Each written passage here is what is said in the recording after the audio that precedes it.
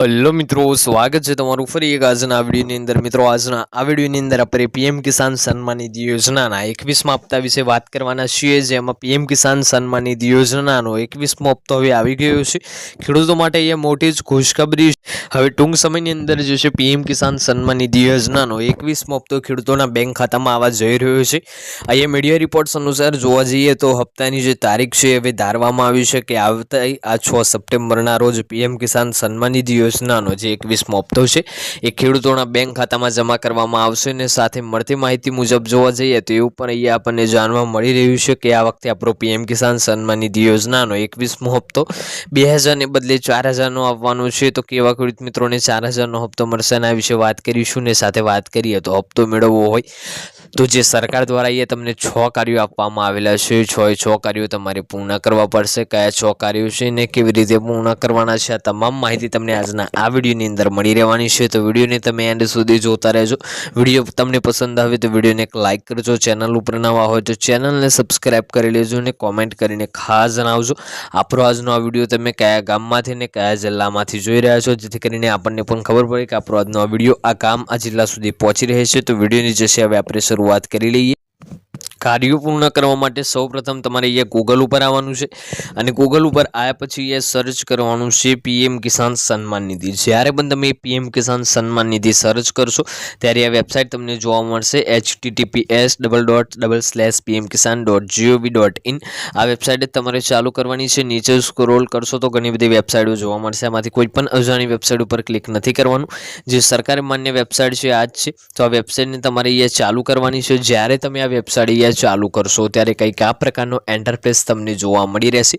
આમાં અહીંયા એક નોટિસ પણ આપેલી છે જેમાં જાણવા મળી રહ્યું છે કે આપણો 20મો હપ્તો 2 ઓગસ્ટ 2025ના રોજ વારાણસીમાંથી એક કાર્યક્રમ યોજાયો હતો, તેમાંથી ખેડૂતોના ખાતામાં જમા કરવામાં આવ્યો છે। હવે નીચે જોશો તો નીચે ઘણા બધા ઓપ્શન તમને જોવા મળશે, ઘણા બધા અહીંયા બોક્સીસ જોવા મળશે। આમાં બધાનું કામ અલગ અલગ હોય છે। જેમ કે પહેલાં કેવાયસીનું છે તો અહીંયાથી ફક્ત કેવાયસી થશે। બીજું છે ન્યૂ ફાર્મર રજિસ્ટ્રેશન, તો તમારું અહીંયા નવું ફાર્મર રજિસ્ટ્રેશન થશે। એમ ઘણા બધા નીચે ઓપ્શન છે।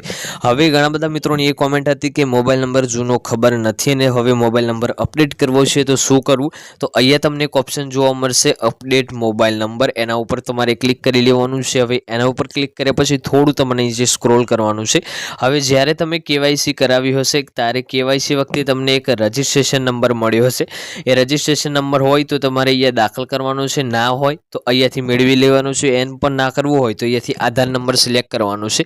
આધાર નંબર સિલેક્ટ કર્યા પછી એ તમારો આધાર કાર્ડ નંબર દાખલ કરવાનો છે। ત્યાર પછી જે કેપ્ચર કોડ છે એ અહીંયા દાખલ કરીને સર્ચ બટન ઉપર ક્લિક કરી લેવાનું રહેશે, એટલે કે તમારી તમામ માહિતી તમને ત્યાં જોવા મળી રહેશે। તમામ માહિતી ચેક કર્યા પછી ગેટ ઓટીપી ઉપર ક્લિક કરવાનું છે અથવા તો ફેસ ઓથેન્ટિકેશન ઉપર ક્લિક કરવાનું છે। તો તમે બંને રીતે તમારું જે મોબાઈલ નંબર છે એ અપડેટ અહીંયાથી કરી શકશો। હવે મોબાઈલ નંબર અપડેટ થઈ જાય ત્યાર પછી તમારે તમારું લાભાર્થી યાદી લિસ્ટ ચેક કરવાનું છે, તમારા ગામનું લાભાર્થી યાદી લિસ્ટ ચેક કરવાનું છે। એના માટે એક ઓપ્શન જોવા મળશે બેનિફિશિયરી લિસ્ટ કરીને। આ બેનિફિશિયરી લિસ્ટના ઓપ્શન ઉપર તમારે ક્લિક કરી લેવાનું છે। જ્યારે બેનિફિશિયરી લિસ્ટના ઓપ્શન ઉપર ક્લિક કરશો એટલે થોડું તમારે નીચે સ્ક્રોલ કરવાનું છે। હવે અહીંયા તમારી જે માહિતી છે તમારે દાખલ કરવાની છે। સૌપ્રથમ સ્ટેટ દાખલ કરવાનું છે। સ્ટેટ એટલે કે તમારું રાજ્ય દાખલ કરવાનું છે।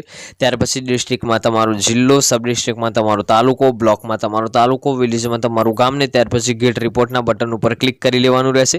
જ્યારે ગેટ રિપોર્ટના બટન ઉપર ક્લિક કરશો એટલે તમારા ગામનું જે લાભાર્થી યાદી લિસ્ટ હશે એ તમારી સામે આવી જશે। હવે કેવાયસી કરવા માટે અહીંયા જે કેવાયસીનો ઓપ્શન છે એના ઉપર ક્લિક કરવાનું છે। અહીંયા તમારું ઓટીપી બેઝડ કેવાયસી થશે, એટલે કે તમારા આધાર કાર્ડ સાથે તમારો મોબાઈલ નંબર લિંક થયેલો હોય તો જ તમારો જે કેવાયસી છે અહીંયાથી થઈ શકશે।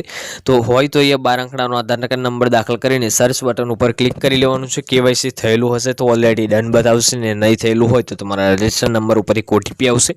એ ઓટીપી દાખલ કરીને સબમિટ બટન ઉપર ક્લિક કરશો એટલે તમારું અહીંયાથી કેવાયસીનું કાર્ય પૂર્ણ થશે। હવે 6 કાર્યોની વાત થઈ હતી। સૌથી પહેલાં છે ફાર્મર આઈડી કાર્ડ, બીજું છે જમીન વેરિફિકેશન, ત્રીજું છે તમારું ડીબીટી, ચોથું છે તમારું અહીંયા કેવાયસી, પાંચમું છે જમીન વેરિફિકેશન થઈ ગયું।